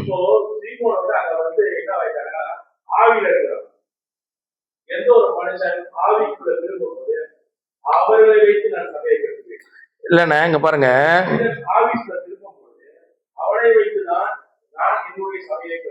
மேலும் நான் உனக்கு சொல்லுகிறேன், நீ பேதுருவா இருக்கிறாய். பேதுரு பேதுருனா எல்லாம் மூல மொழியில. ஓகே, நீங்க சொல்றது சரிதான். அதான் மறுபடியும் பிறந்துட்டான். பேதுரு அப்படி என்றால் மூளைப்போயில் மொழியில பயன்படுத்தப்பட்ட சொல். அந்த வார்த்தை தமிழ்ல பூலாங்கல். அதாவது தாவீது கையில வைத்திருந்தார் இல்லையா, கோலியாத்தை தாக்கும் பொழுது பூலாங்கல். பேதுரு என்றால் பூலாங்கல். ஓகேங்களா? அப்புறம் இயேசு சொல்றாரு, இதோ இந்த கல்லின் மேல்னா தன்னை காட்டுறாரு. நான் ஒரு பிரசங்கத்துல சொன்னேன், கல். பேதுரு வேற, கல்லு வேற. கல், அவர் என்ன சொல்றாரு, இந்த கல்லின் மேல் அவரை காட்டி அந்த கல்லின் மேல் என் சபையை கட்டுவேன். ஆமே. அதுதான் கத்தோலிக்க திருச்சபையோட உபதேசமும் வேதத்தின் உபதேசமும் மாற்றப்படுகிறது. அவங்க என்னன்னா, பேதுரு மேல் சபை கட்டப்பட்ட சபை எங்களுடைய சபை, முதல் சபை. பேதுரு தான் முதல் போப் அப்படி என்று சொல்லுகிறார்கள். அது இல்லை.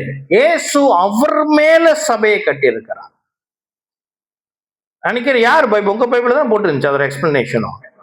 பெட்ரா. பேதுருடைய வார்த்தை என்ன தெரியுங்களா? பெட்ரோஸ். பெட்ரோஸ் என்ற வார்த்தை பூலாங்கல். பெட்ரா என்று சொல்லுகிறது பாறை. அவர் மேல அதை கட்டுவார்.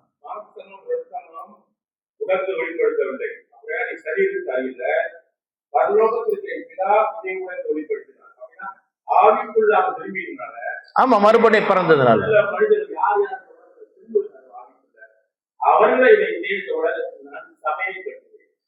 அதாவது இயேசு கிறிஸ்து சபையை பண்ணா என்னையும் உங்களையும் வைத்து ஆண்டவர் சபையை கட்டல. ஏற்கனவே சபையில கட்டிட்டாரு.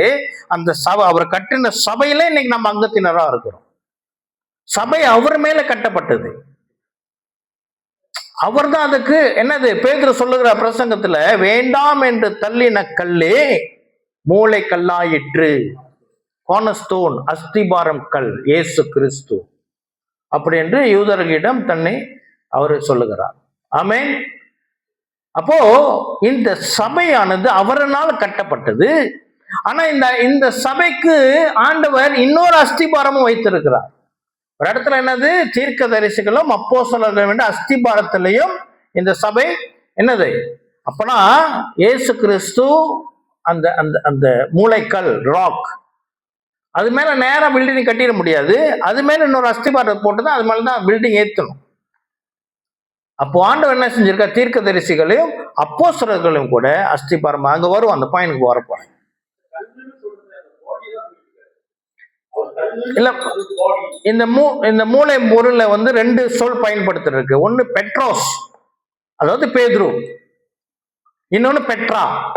பெட்ரா என்றால் தன்னை காட்டுகிற. ரெண்டு இங்க பிரிக்க வருது பாருங்க. நீ பேதுருவா இருக்கிறாய் அப்படி சொல்லிட்டு கோமா போட்டு, இந்த கல்லின் மேல் என் சபையை கட்டுவேன். அதை நானும் தான் நம்பிக்கிட்டு இருந்தேன். அவர் பேதுரு மேலதான் சபையை கட்டி இருக்கிறார் அப்படின்றதான் அப்போ நம்பிக்கிட்டு இருந்தேன். ஆனா ஸ்காலர்ஸோடைய ஸ்டடீஸ் நம்ம பார்த்து மூளை பொருளை போய் நம்ம மூளை மொழியை ஆராயும் பொழுது இதோட சத்தியம் அது வெளிப்படுகிறது. இப்ப பேதுரு ஆவிக்குரிய மனுஷனாக இருந்தாலும், இப்ப பேதுரு ஆவிக்குரிய மறுபடியும் பிறந்துட்டார் இல்லையா, கர்த்தராலே பிறக்கிறது ஆவியினாலே பிறக்கணும் சொல்லி சொல்லப்படுகிற பிரகாரம் பேதுரு பிறந்து அவர் மரித்து போயிட்டார். அவர் இல்லையே இப்ப. பேதுரு எங்க? அவர் கண்டிப்பா ஆண்டவர் கூட இருக்கிறாரு. ஆனா சபைன்னு இருக்குது. அப்படி என்றால் ஆதி அப்போஸ்தலர்களை கொண்டு ஆண்டவர் சபை கட்டினார் உண்மைதான். ஆனா அவங்க இப்ப இல்லையே. சபை இன்னும் நிக்குது. அப்படி என்றால் அதோடைய மூளைக்கல், அதோட பெட்ரா யாரு? இயேசு கிறிஸ்து. அவர் மேலதான் நம்ம சபை கட்டப்பட்டு இருக்கிறோம். சபையில நம்ம எல்லாம் யார் நிக்கிறோம்? சபைக்கு அவங்க வருவோம். இப்போ வருவோம். எங்க போறோம்னா அதை எபேசியர் 4வது அதிகாரம் 11 13 வரைக்கும் நம்ம தியானிப்போம். நான் யோவானுக்கு வரும் பொழுது நான் அந்த பாயிண்ட காட்டுவேன். யோவானுக்கு வரும்போது இல்ல லூக்கா வரும்போது அந்த பாயிண்ட காட்டுவேன். நம்ம அது வரைக்கும் மத்தேயு முடிச்சிருவோம். சரியா? இப்ப சபையை ஆண்டவர் எதுக்கு கட்டினார்? ஏன் சபையை கட்டினாரு? ஒரு வீடு எது கட்டப்படுது? அங்க ஜனங்கள் குடியிருக்கிறதுக்கு. ஒரு ஷாப் ரோடு எது கட்டப்படுது? அங்க வியாபாரத்தை நடத்துவதற்கு. அப்ப ஏன் சபையை கட்டினார்? அப்படி என்றால் ஏதோ மத்தேயு அநேக காரணங்கள் உண்டு. அதுல மத்தேயு மன்னம் பார்க்கிறோம். நம்ம மத்தேயுல என்ன 28ஆம் அதிகாரம் 19-20 எப்படி சொல்லுகிறது? ஆகையால் நீங்கள் புறப்பட்டு போய் சகல ஜாதிகளையும் விசேஷராக்கி பிதா குமாரன் பரிசுத்தாவின் நாமத்தினாலே அவர்களுக்கு ஞானஸ்நானம் கொடுத்து நான் உங்களுக்கு கட்டளையிட்ட யாவையும் அவர்கள் கை கொள்ளும்படி அவர்களுக்கு உபதேசம் பண்ணுங்கள்.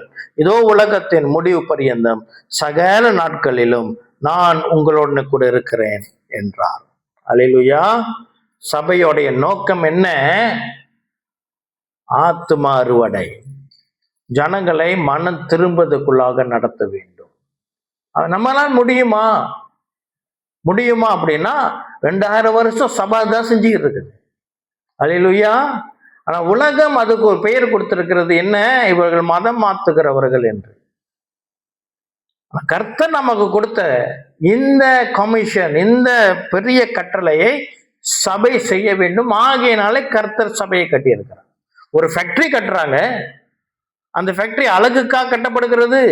அங்க ஏதேனும் ஒரு வேலை, அங்கேருந்து ஒரு ப்ராடக்ட் வெளியாகணும் இல்லையா? அப்போ சபையில கர்த்தர் என்ன செய்கிறார்? ஆத்ம அறுவடை செய்கிற இதோ கர்த்தருடைய பிள்ளைகள் அவர் போலவே உருமாற்றி அவருக்கென்று தேவராஜ்யத்துக்கு ஆத்மாவை சேர்க்கிற பணியை நம்ம கொடுத்திருக்கிறார். அல்லேலூயா. ஆமென். இப்ப மார்க் எழுதின சுவிசேஷத்துக்கு போவோம். சீக்கிரமா போறேன். 3ஆம் அதிகாரம் மார்க் 3:34-35. இங்க சபையை குறித்து என்ன எழுதப்பட்டிருக்கிறது? மார்க் 3:3 என்ன வாசிப்போம். சரிதான். 34-35.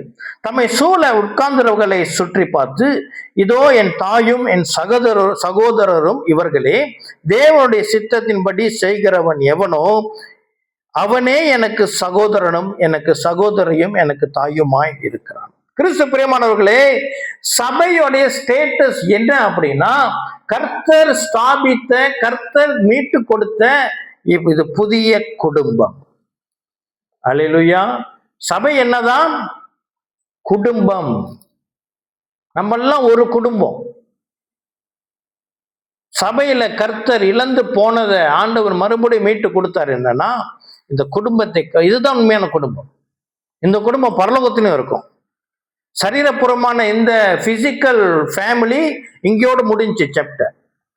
பரலோகத்துக்கு போனா நமக்கு அந்த உறவு இல்லை. ஆனா நம்முடைய உறவு, சகோதரர் உறவு அங்க போக என்ன இருக்கு? தொடரும். ஆமென். பரலோகத்துக்கு போனா நீங்க என்ன பார்த்துதான் ஆகணும். No choice. கஷ்டமா இருக்கலாம். ஆனா அங்க போனா நான் பிரசங்கம் பண்ண மாட்டேன். பரலோகத்துக்கு போனா நான் பிரசங்கம் பண்ண மாட்டேன். உங்களுக்கு ஒரு நற்செய்தி. நல்ல வளமா வருதியா? ஆமேன் சத்தம். ஆமேன். பரலோகத்துக்கு போனா ஆனா கூட இருப்பேன். சரியா? ஆமேன். நீங்க எல்லாம் நம்ம ஒன்னா கூட இருக்க போறோம். அல்லேலூயா. ஆமேன். ஆகினாலே பிரச்சனை இருந்தா அங்கேயே செட்டில் பண்ணிக்குவோம். ஆமேன். ஏதாவது பிரச்சனை மன்னிச்சிருங்க. எப்படி சொல்ற, வருஷ கடைசியில சொல்றேன், என்ன மன்னிச்சிருங்க. பரலோகத்துல நம்ம ஒன்னா மிட்பய கர்த்தர் பாருங்க, இன்னைக்கு ராத்திரி கூட இருக்கலாம். ஆமென். கர்த்தர் நல்லவர். சரியா? அப்புறம் இந்த குடும்பத்தோட பர்பஸ் என்ன? What is the purpose? இந்த சபையோட பர்பஸ் அப்படி என்றால் இந்த 35 வசனம் பாருங்க. தேவனுடைய சித்தத்தின்படி செய்கிறவன் எவனோ. கர்த்தருடைய சித்தத்தை செய்வதற்கு தான் கர்த்தர் சபையை வைத்திருக்கிறார். அவர் விருப்பம் என்ன அப்படின்னா அவர் இங்க வந்து கற்றுக் கொடுக்கிறாராம், அதன்படி நம்ம செய்ய வேண்டுமாம். ஹல்லேலூயா. அப்புறம் அதோட பர்பஸ் என்ன அப்படின்னா மார்க்ல நம்ம பார்க்கிறது ஆக்சுவலி என்னன்னா இது என்னுடைய அசைன்மெண்ட். என்னுடைய இந்த நியூ டெஸ்டமென்ட் தியாலஜி படிக்கும் பொழுது இது ஒரு அசைன்மெண்ட். இந்த பகுதி இது முன்னுக்கு வந்தது வந்து கர்த்தருடைய செய்தி, அதோட கூட இது ஐ வாஸ் இன்ஸ்பயர்ட், அதனால நான் சொல்றேன். மார்க் 9:35 என்ன நோக்கம், இந்த சபையோட நோக்கம், நம்ம செய்ய வேண்டிய காரியங்கள் என்ன அப்படி என்றால் மார்க் 9:35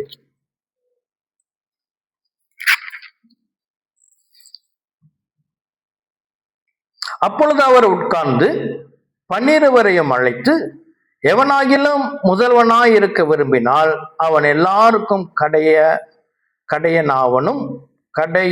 கடையானவனும் எல்லாருக்கும் ஊழியக்காரனுமாய் இருக்க கண் என்று சொல்லி அப்படின்னு தொடர்ந்து ஒரு சிறு பிள்ளையை எடுத்து பார்க்கிறேன். ஏன்னா கிறிஸ்து பிரியமானவர்களே, நம்ம என்னன்னா சபையில நாம் தாழ்த்தி ஒருவருக்கொருவர் சேவை செய்ய வேண்டுமா.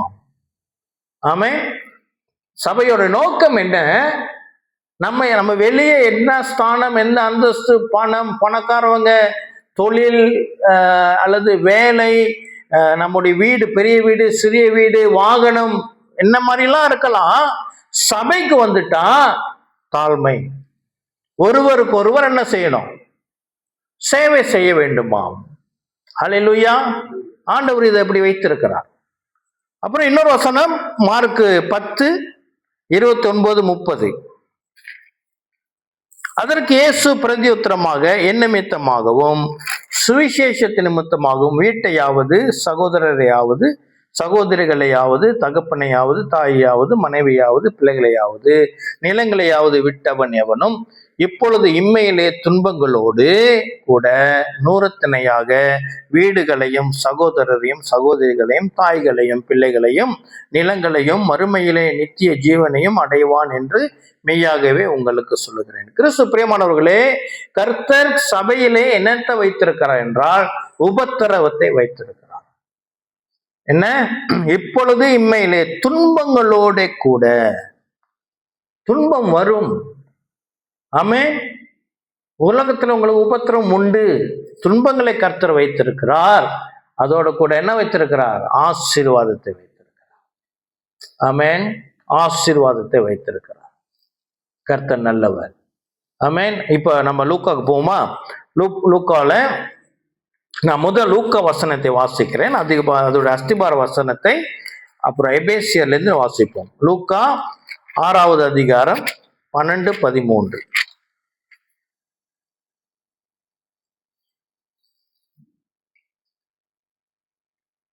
லூக்கா 6:12-13. அந்நாட்களிலே அவர் ஜெபம் பண்ணும்படி ஒரு மலையின் மேல் ஏறி முழுவதும் தேவனை நோக்கி ஜெபம் பண்ணி கொண்டிருந்தார். பொழுது விடுந்த போது அவர் தம்முடைய சீஷர்களை வரவழைத்து அவர்களில் 12 பேரை தெரிந்து கொண்டு அவர்களுக்கு அப்போஸ்தலர் என்று பெயரிட்டார். என்ன? அவர் அப்போஸ்தலர்களை தேர்ந்தெடுக்கிறார். ஏன் அப்படி என்றால் எபேசியர் 4ஆம் அதிகாரம்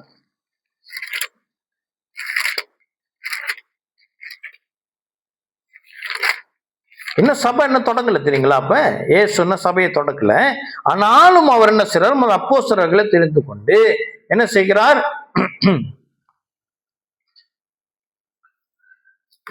4ஆம் அதிகாரம் மேலும் 11, 12, 13 மேலும் நாம் அனைவரும் தேவனுடைய குமாரனை பற்றும் விசுவாசத்திலும் அறிவிலும் ஒருமனைப்பட்டவர்களாகி கிறிஸ்துவனுடைய நிறைவான வளர்ச்சியின் அளவுக்கு தக்க பூரண புருஷராகும் வரைக்கும், என்னது அழகலோ, நம்ம என்ன செய்யணும்? நம்ம கிறிஸ்துவ போல பூரண புருஷனா மாறணுமாம். சபையில இருக்கிற ஒரு ஆண்டவர் வைத்திருக்கிற ஒரு காரியம், அவருடைய சித்தம் வரைக்கும் பரிசுத்தவான்கள் சீர் பொருந்தும் பொருட்டு சுவிசேஷ ஊழியத்தின் வேலைக்காகவும் கிறிஸ்துவின் சரீரமாகிய சபையானது பக்தி விருத்தி அடைவதற்கும் அவர் சிலரை அப்போஸ்தலராகவும். ஆமென். சபை இன்னும் கட்டப்படல. ஆனா ஆண்டவர் என்ன செஞ்சாரு? ஒரு பர்பஸ் வச்சிருக்கிறார். என்ன பர்பஸ்? பரிசுத்தவான்கள் சீர் பொருந்தும் பொருட்டு சுவிசேஷ ஊழியத்தின் வேலைக்காகவும் கிறிஸ்துவின் சரீரமான சபையானது பக்தி விருத்தி அடைவதற்காகவும். சபையானது பக்தியில விருத்தி அடையணுமா? இருந்த விசுவாசம், இன்னைக்கு இருந்த விசுவாசம் நாளைக்கு அப்படியே இருக்கக்கூடாது. இன்றைக்கு இருக்கிற பக்தி நாளைக்கும் அப்படியே இருக்கக்கூடாது. அது வளர்ந்திருக்க வேண்டுமா? அதற்காக கர்த்தர் சபையில யார் நியமிக்கிறார்? முதலாவது அப்போஸ்தலர்களை நியமிக்கிறார். ஆமென். அல்லேலூயா. அந்த அப்போஸ்தலரை எங்க நியமிச்சு வச்சுட்டாரு? சபை தொடங்குறது முன்னைக்கே அவர் அப்போஸ்தலர் நியமிச்சுட்டார். இப்ப என்னுடைய அக்கா மகன் என்ன செஞ்சாரு? அவர் ஒரு வேலைக்கு, புது வேலைக்கு, அவர் வந்து செஃப், சமையல் படிச்சிருக்கிறாரு. அவர் வந்து ஒரு புது வேலைக்கு போனார். அவர் ஒரு புதிய ரெஸ்டாரண்ட், இன்டர்நேஷ்னல் ரெஸ்டாரண்ட் கேஎல்ல திறந்துருக்கிறாங்க. பேர் ஞாபகம் இருக்கா? கொஞ்சம் ஹை ஸ்டாண்டர்ட் ரெஸ்டாரண்ட் அது. அது வந்து இந்த மாதம் தானே திறந்தாங்க. இந்த மாதம் தான் திறந்தாங்க. ஒரு வேலைக்கு சேர்ந்தது 6 மாதம் ஆச்சா? ஒரு 6 மாதம் இருக்கும்.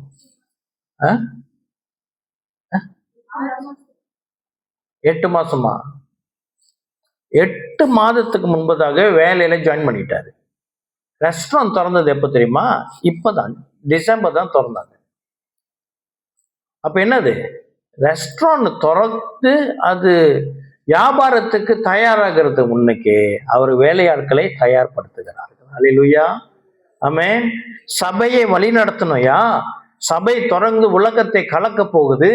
ஆகையினால அவர்களை, சபையை வழி நடத்துவதற்கு, சபையிலே வந்து சேருகிற புதிய ஆத்துமாக்களை, விசுவாசங்களை வழி நடத்துவதற்காக கர்த்தர் என்ன செய்தார்? அப்போஸ்தலர்களை தெரிந்து கொண்டார். அவர்களை கற்றுக் கொடுத்து அப்போஸ்தலர்களை தயார் பண்ணினார். அல்லேலூயா. ஆமென். அப்போ கர்த்தர் நம்ம இந்த சபையில இருக்கிறோம் இல்லையா, நமக்காக கர்த்தர் அவருடைய வேலை எப்ப தொடங்கினாரு? சபை தொடங்குவதற்கு முன்பதாகவே. ஆமென். அவர் முன்குறித்து வைத்து இந்நாள் வரை அப்போஸ்தலர் உபதேசத்தை வாசிச்சு கொண்டிருக்கிறோம். அப்போஸ்தலர் எழுதினது தானே. லூக்கா அப்போஸ்தலர் இல்லை, ஆனாலும் அப்போஸ்தலர் உதவினாலே எழுதினார், விசாரித்து எழுதினார். மத்தேயு எழுதியிருக்கிறார் அப்போஸ்தலன். யோவான் எழுதியிருக்கிறார் அப்போஸ்தலன். அங்கு அப்போஸ்தலர் பவுல் என்ன ஒரு ஆசீர்வாதமாய் நம்ம கர்த்தர் கொடுத்திருக்கிறார். ஆமென். அது கர்த்தர் அஸ்திபாரமாய் அப்போஸ்தலர்களை வைத்திருக்கிறார். அப்ப என்ன ஒரு இன்னொரு அதிகாரம், இன்னொன்று சபைக்கு கர்த்தர் வைத்திருக்க அதிகாரம் என்ன? லூக்கால பார்க்கிறோம். லூக்கா 9ஆம் அதிகாரம். நம்ம இப்ப மத்தேயு, மார்க், லூக் அப்படி போயிட்டு இருக்கிறோம். அடுத்தது யோவான் போவோம். இப்ப லூக்காவிலே 1, 2 அவர் தம்முடைய 12 சீஷரையும் வரவழைத்து சகல பிசாசுகளையும் துரத்தவும், வியாதி உள்ளவர்களை குணமாக்கவும் அவர்களுக்கு வல்லமையும் அதிகாரமும் கொடுத்து, தேவனுடைய ராஜ்யத்தை குறித்து பிரசங்கிக்கவும், பிணியாளிகளை சுத்தமாக்கவும் அவர்களை அனுப்பினார். அல்லேலூயா. கிறிஸ்து பிரியமானவர்களே, இது நமக்கு நியமிக்கப்பட்ட ஒன்று. சபையில நம்ம இருக்கிறோம். கர்த்தருக்கு ஸ்தோத்திரம். நமக்கு என்ன அதிகாரத்தை கொடுத்திருக்கிறார் அப்படி என்றால், இதோ பிசாசுகளை துரத்துறதுக்கு நமக்கு அதிகாரத்தை கொடுத்திருக்கிறார். பிசாசை பார்த்து பயப்படுகிறதுக்கு அல்ல. ஆமென். பிசாசு இந்த உலகத்துல பார்த்து பயப்படுகிறது யாருன்னா சபையை பார்த்து தான் பயப்படுவோம். மற்றவங்களை யாரையும் பார்த்து பிசாசு பயப்பட மாட்டான். சபைக்குள்ளாக தேர்ச்சி பெற்ற, வளர்கிற, வாசித்தோம் இல்லையா, வளர்கிற கிறிஸ்துவினுடைய பூரண சாயல் உடையவர்களாக இருக்கிற சரியான விசுவாசிகளை பார்த்து அவன் பயப்படுவான். ஆமென். அப்புறம் என்னது? வேற என்ன அதிகாரம் நமக்கு கொடுக்கப்பட்டது? வியாதி உள்ளவர்களை குணமாக்கவும். அப்புறம் 2வது வசனத்துல தேவன் ராஜ்யத்தை குறித்து பிரசங்கவும் செய்யவும். பிரசங்கம் செய்யவும் பிணியாளிகளை சுஸ்தமாக்கவும் அவர்களை அனுப்பினார். ஆமென். சபையோட ஸ்டேட்டஸ் என்னது? we are preachers. சுவிசேஷத்தை அறிவிக்கிறவர்கள், சுவிசேஷர்கள். அப்புறம் என்ன? சுகமாக்குறவர்கள், we are doctors. அதிகாரத்தை கொடுத்திருக்கிறாரு. ஹல்லேலூயா. நம்ம அதை பயன்படுத்தணும். ஆமென். அப்புறம் யோவானுக்கு போவோம். சீக்கிரம் முடிக்கிறேன், சுருக்கமா சொல்ல பார்க்கிறேன். யோவானுக்கு வந்தோம்னா இங்க ஒரு முக்கியமான ஒரு காரியம் இருக்குது. முதலாவது யோவான் 20ஆம் அதிகாரத்துக்கு நம்ம போவோம். ஆண்டவர் சபைய ஒரு அடையாளப்படுத்தி சபையை குறித்து முழுமையாக அந்த ஒரு வார்த்தையை அடக்கிட்டார். என்ன தெரியுங்களா? ஆட்டு மந்தை. முழுமையாக யோவான் 20ஆம் அதிகாரம் 15 17 வரைக்கும் வாசிச்சோம் என்று சொன்னா, 17 நான் வாசிக்கிறேன்னு. 17 யோவான் 20:17 வசனத்தை நான் வாசிக்கிறேன். 3ஆம் தரம் அவர் அவனை நோக்கி, யோனாவின் குமாரனாகிய சீமோனே, நீ என்னை நேசிக்கிறாயா என்றார். என்னை நேசிக்கிறாயா என்று அவர் 3ஆம் தரம் தன்னை கேட்டபடியினாலே பேதுரு துக்கப்பட்டு, ஆண்டவரே, நீ எல்லாவற்றையும் அறிந்திருக்கிறீர், நான் உம்மை நேசிக்கிறேன் என்பதையும் நீ அறிவீர் என்றான். இயேசு, என் ஆடுகளை மேய்ப்பாயாக என்றார். இப்ப நீங்க கேட்ட கேள்விக்கு பதில் இருக்குது. என்னன்னா, ஆண்டவர் யாரோட ஆடுகள்? 17 ஜான் 20:17. ஆண்டவர் சபையில இருக்கிறவங்க யாருடைய ஆடா? அவருடைய ஆடு. அல்லேலூயா. ஏன்னா சபை அவர் மேல கட்டப்பட்டு இருக்கிறதுனால சபையில இருக்கிறவர்கள் அவருக்குடையவர்கள்.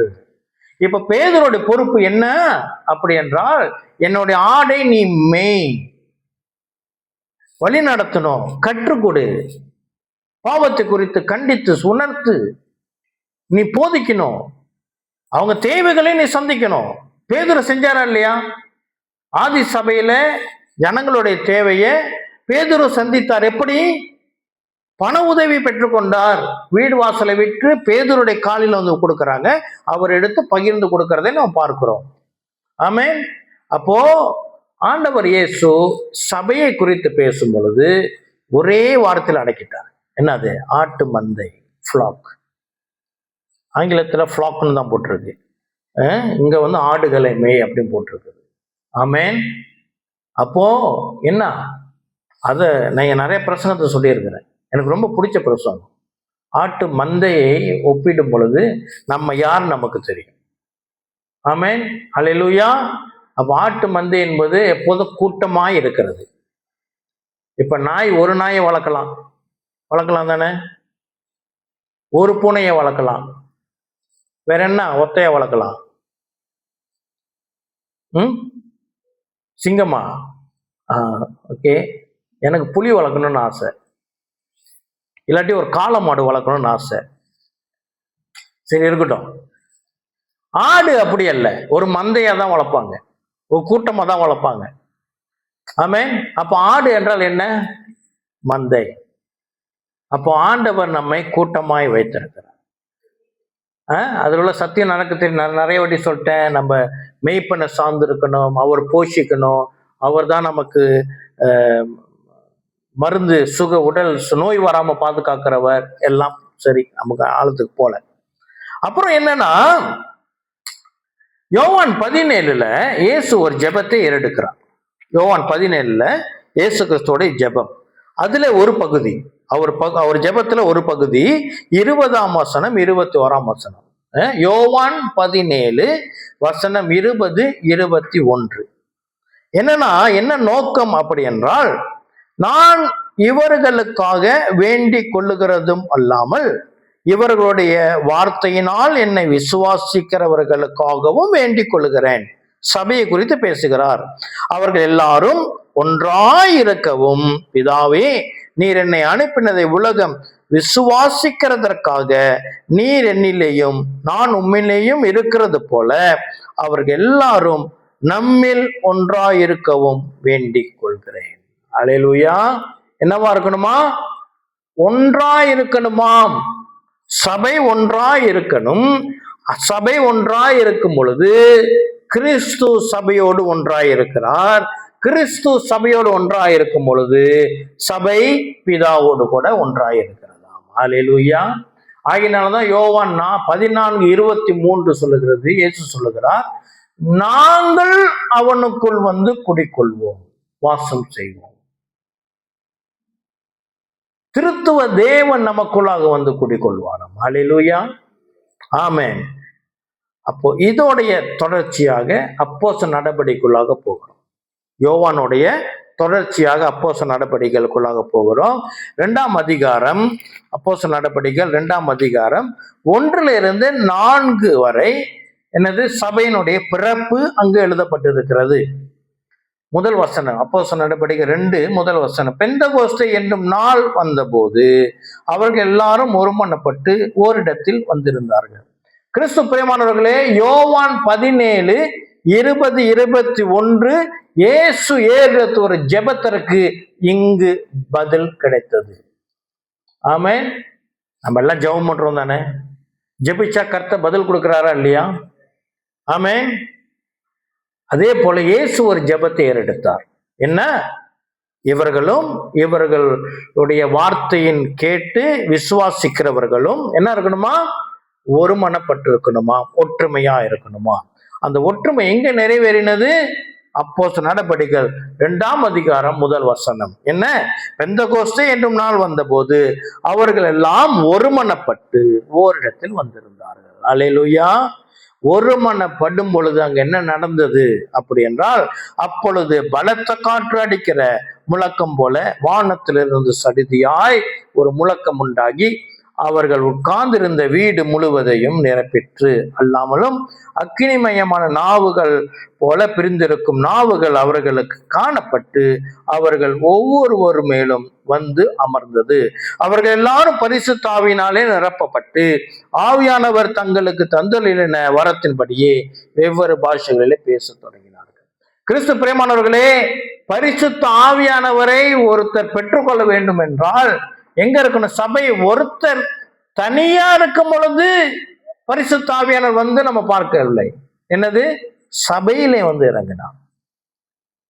ஆமென். ஆகையினாலதான் ஞானஸ்தானம் எங்க கொடுக்கப்படுகிறது? சபையிலே கொடுக்கப்படுகிறது. சுவிசேஷர்கள் ஞானஸ்தானம் கொடுக்க மாட்டாங்க. சுவிசேஷம் ஊழியம் செய்யறாங்க இல்லையா? சுவிசேஷம் இந்த என்னது தமிழ்ல? சுவிசேஷம் ஊழியம், இங்கிலீஷ்ல இவாஞ்சலிஸ்ட் வந்து ஞானஸ்தானம் கொடுக்க மாட்டாங்க. இவாஞ்சலிஸ்ட் ஆண்டவரை போய் சந்திக்கிறாங்க, ஒரு கிராமத்துக்கு போறாங்க, இல்லாட்டி நம்மளே வெளியே போயிட்டு எங்கேயாச்சும் நம்ம கிறிஸ்துவ பத்தி நம்ம போதித்து சத்தியம் சொல்லி நம்ம போய் இவாஞ்சலிஸ்ட் போய் ஞானஸ்தானம் கொடுக்க மாட்டாங்க. அவங்க சபையிலோட இணைத்து விடுவாங்க. சபையில இருக்கிற போதகர் தான் ஞானஸ்தானம் கொடுப்பாங்க. அப்பொழுதுதான் அவங்க பரிசுத்த ஆவியினால் நிரப்பப்படுறாங்க. அல்லேலூயா. அப்ப ஒருமனப்படும் பொழுது என்ன நடக்குது? பரிசுத்த ஆவியானவர் வருகிறார். இந்த சபை பிறந்தது ஏற்கனவே நான் கற்றுக் கொடுத்திருக்கிறேன். சபை பிறந்தது பரிசுத்த ஆவியானவர் வந்ததினாலே சபை பிறக்கவில்லை, ஒருமனப்பட்டதினாலே சபை பிறந்தது. ஒருமனப்பட்டு சபை பிறந்ததினாலே பரிசுத்த ஆவியானவர் வந்தார். ஆமென். நல்லா கேளுங்க. பரிசுத்த ஆவியானவர் வந்ததினால சபை பிறக்கவில்லை, ஒருமனப்பட்டதினாலே சபை பிறந்தது. சபை பிறந்ததினாலே பரிசுத்த ஆவியானவர் வந்தார். அப்போ ஒருமனப்படுகிறது மிக மிக மிக முக்கியம். இதற்காக தான் இயேசு ஜெபம் பண்ணினார். அப்படி என்றால் பரிசுத்த ஆவியானவர் வந்ததினாலே சபை பிறந்தது என்றால் அந்த சத்தியம் எப்படி இருந்திருக்க வேண்டும்? பரிசுத்த ஆவியானவர் வந்ததினாலே அவர்கள் ஒருமனப்பட்டார்கள் அப்படின்னு வந்திருக்கணும். அப்படியே வந்தது இல்லை. ஒருமனப்பட்டதினாலே பரிசுத்த ஆவியானவர் வந்தார். அல்லேலூயா. அப்ப சபை பிறந்தது 2ஆம் அதிகாரத்திலே முதல் வசனம், 2ஆம் வசனம் அல்ல. ஆமென். இப்ப என்ன சொல்ல வருகிறேன்? பரிசுத்த ஆவியானுடைய செயல்பாடு சபையில இருக்க வேண்டும். பரிசுத்த ஆவியினுடைய வரங்கள் சபையிலே செயல்படுத்தப்பட வேண்டும். அற்புதங்களும் அடையாளங்களும் சபையிலே நடக்க வேண்டும். அப்படி என்றால் சபை ஒருமனப்பட்டு இருக்க வேண்டும். ஆமென், அல்லேலூயா. ஆகினால்தான் ஆரம்பத்துல எனக்கே அறியாம ஒரு காரியத்தை ஜெபத்துல வழி நடத்த வேண்டியதா இருந்துச்சுன்னா அடுத்த வருஷத்துல நம்ம சபையில அற்புதங்களும் அடையாளங்களும் நிறைவேறும். ஆமென். அதற்கு கீ பாயிண்ட் என்ன? பரிசுத்த ஆவியானவர் தான் செய்ய போறாரு. பரிசுத்த ஆவியின் செயல்பாடு இருக்கணும்னா அங்க என்ன இருக்கணும்? ஒரு மனப்பாடு இருக்க வேண்டும். அல்லேலூயா, ஆமென். அடுத்து ஏன் சபை பிறந்தது அப்போஸ்தலர் நடபடிகள் அப்படின்னா 2ஆம் அதிகாரம் 42 47 வரைக்கும் பார்த்தோம் என்றால் அங்கு சபையினுடைய கலாச்சாரம் உண்டாயிற்று. சபையினுடைய கலாச்சாரம் என்ன? ஒருமனப்பட்டார்கள், அப்பம் பிட்டார்கள், இதெல்லாம் நம்ம அங்க பார்க்க முடியும். அல்லேலூயா, ஆமென். அப்போ கிறிஸ்து பிரியமானவர்களே, அப்போஸ்தலர் நடபடிகள் 2:47 நம்ம என்ன பார்க்கிறோம்? ரட்சிக்கப்படுகிறவர்களை கர்த்தர் அனுதினமும் சபையிலே சேர்த்து வந்தார். என்ன? ஆதாம் இழந்து போனதை லூக்கா 19:20 அடிப்படையிலே 19:10 இயேசு இழந்ததை தேடவும் ரட்சிக்கவும் வந்து என்ன செய்தார்?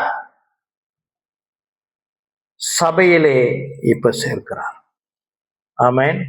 அப்போ இழந்ததை தேடவும் ரட்சிக்கவும், இழந்து போனது ஆண்டவர் தேடி கண்டுபிடிச்சு அவர்கிட்ட வச்சிருக்கிறாரு. அந்த அதிகாரத்தை இப்ப யாருக்கிட்ட கொடுக்கிறாரு? சபையில வந்து சேர்கிறவர்களுக்கு. அல்லேலூயா, கர்த்தர் நல்லவர். ஆகையினாலே இந்த ஒரு உறுதி, நம்ம சரியான இடத்துல இருக்கிறோம். கர்த்தர் சபையில என்னை சேர்த்தார், எனக்கு அதிகாரம் உண்டு, ஆசீர்வாதம் உண்டு, உபத்திரவம் உண்டு, எல்லாம் உண்டு. இந்த நிச்சயத்தோடு 2026க்குள்ளாக பிரவேசிக்க போகிறோம். அல்லேலூயா. நான் முதல்ல சொன்னது போல நியூ இயர் சர்வீஸ்ல நம்ம என்ன செய்ய போகிறோம்? சாட்சி கொடுக்கணும். சாட்சியோ ரெடியாவாங்க. சாட்சியில கர்த்தர் சபையில எனக்கு செய்த நன்மைகள், ஆமென். சபையில கர்த்தர் என்னோட கூட பேசின காரியம், சபையில கர்த்தர் எனக்கு செய்த நன்மைகள், வேத வசனத்தினாலே கர்த்தர் என் வாழ்க்கையில செய்த அற்புதங்கள், அப்படி என்று சாட்சிகள் இருந்தால் சிறப்பாயிருக்கும். அல்லேலூயா. ஜெபத்தை ஒப்பு கொடுப்போம், எழுந்திருப்போம். அதோட நம்ம ஆசீர்வாத ஜெபத்தோடு கூட முடித்துடுவோம்.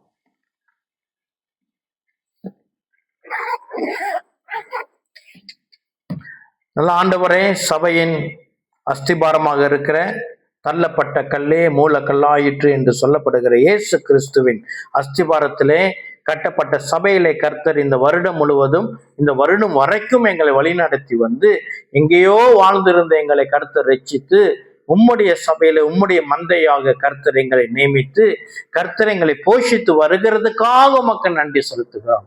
வருகிற வருடத்துல எங்களுடைய அதிகாரம், எங்களுடைய ஸ்டேட்டஸ், எங்களுடைய அந்தஸ்து நாங்கள் நினைவு கூர்ந்து கர்த்தருக்கென்று பிரகாசிக்கிறவர்களாக, கர்த்தருடைய அன்பையும் கர்த்தருடைய வல்லமையும் பிரதிபலிக்கிறவர்களாக, உலகத்தை கலக்கிறவர்களாக கூட கர்த்தர் எங்களை கொண்டு பயன்படுத்தும்படியாய் ஜெபிக்கிறோம். வருகிற ஆண்டு எங்களுக்கு வல்லமை நிறைந்த ஆண்டாக இருக்கும்படி ஆண்டவரே உமக்கு நன்றி சொல்லி அதை நாங்கள் வரவேற்கிறோம். இயேசுவின் நாமத்தில் நான் வந்திருக்கிற பிள்ளைகளுக்காக நன்றி செலுத்துகிறேன். கர்த்தருடைய கிருபை, அன்பு, இரக்கம் நாள் வரை இருந்து வழி நடத்துகிறதுக்காக நன்றி சொல்லி இயேசு கிறிஸ்துவின் நாமத்தினாலே ஜெபத்தை ஏறெடுக்கிறேன். ஜெபக்கேளும் எங்கள் ஜீவன் உள்ள நல்ல அப்பாவே. ஆமேன், ஆமேன், ஆமேன். அப்படியே கரங்களை உயர்த்தி பிதாவாகிய தேவனாலும் கர்த்தராகிய இயேசு கிறிஸ்துவினாலும் பரிசுத்த ஆவியான ஒரு அந்யோன்ய ஐக்கியத்தினாலும் கிருபையும் சமாதானம் இரக்கமும் கர்த்தர் வருமளவும் நம்மோடு கூட இருப்பதாக. என் ஆத்துமாவே கர்த்தரை ஸ்தோத்திரி, என் முழு உள்ளமே பரிசுத்த நாமத்தை ஸ்தோத்திரி. என் ஆத்துமாவே கர்த்தரை ஸ்தோத்திரி, கர்த்தர் செய்த சகல உபகாரங்களை மறவாதே. ஆமேன், ஆமேன், ஆமேன். இஸ்ரேல் தேசத்தை ஆசீர்வதிக்கிறோம். எருசலேமிலே சமாதானம் உண்டாவதாக. கிறிஸ்து பிரியமானவர்களே, கர்த்தருடைய அன்பை நாம் ஒருவருக்கொருவர் பகிர்ந்து கொள்வோம்.